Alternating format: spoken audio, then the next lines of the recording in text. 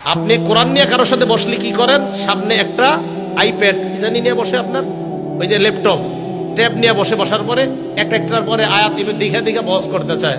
আমি আরিফ বিন হাবিব আজকে আপনাদের সামনে বলছি, ওইটা নিয়ে না বইসা এই যে এখানে আজকে আমি বসে রয়েছি, আপনি এখানে আসেন, আমি কোরআনের একের পর এক আয়াত বলি, আপনিও বলেন, তো দেখা যাবে কেমন আপনি আহলে কোরআন। আহলে কোরআন শুধু কোরআন মানে কি? কোরআন ইন্টারনেট ল্যাপটপ কোরআন। আপনি তো কোরআন এত বুঝেন, তো আসেন না আপনি এমনি রাস্তায় মনে করেন আসর নামাজ পড়ছি দুইজন এক মসজিদে, আসরের নামাজের পরে দুইজন দাঁড়ায় একটু কথা বললাম, জনগণ দেখুক, আপনি তো এটা জীবনে করবেন না, কারণ আপনি নিজেও জানেন কোরআনের কয়েকটা আয়াত আপনি মুখস্থ করছেন, বাকিগুলো আপনার জানা নাই। আজীব এক পেরেশানিতে আছি আমরা।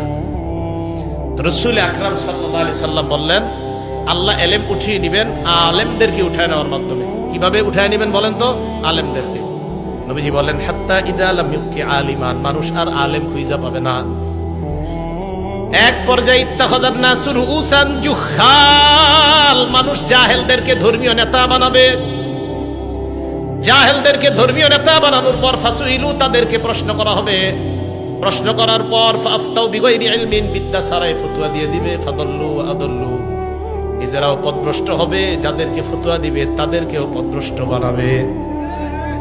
আমি অবাক হয়ে যাই, বিভিন্ন জায়গায় আমাদের দেশেও সারা দুনিয়াতে এমন এমন কিছু মানুষ আছে যাদেরকে এই পর্যন্ত আমি জীবনেও দেখি নাই কোনো প্রশ্নে বলছে এটা আমার জানা নাই, সব জানে।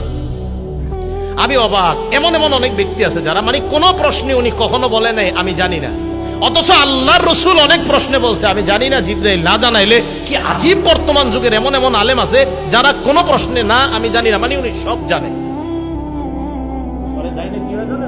এমন এক ফতুয়া দেয় যে ফতুয়ার কারণে জনগণের মধ্যে দুই দল হয়ে যায়।